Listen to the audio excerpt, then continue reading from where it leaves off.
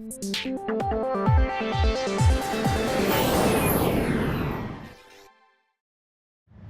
major story of the 2014 Farnborough Airshow will no doubt be the launch of the A330neo from Airbus.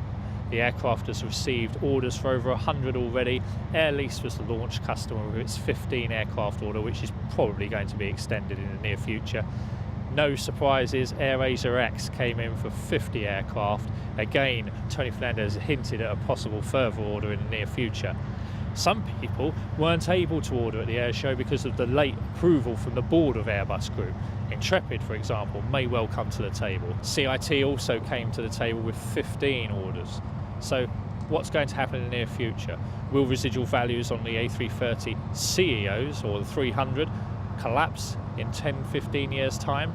Will the A330neo receive the all-important 700 to 1,000 orders it needs to be a complete success?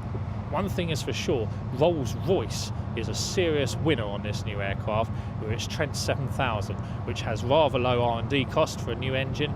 It's a proven derivative. It will do very well.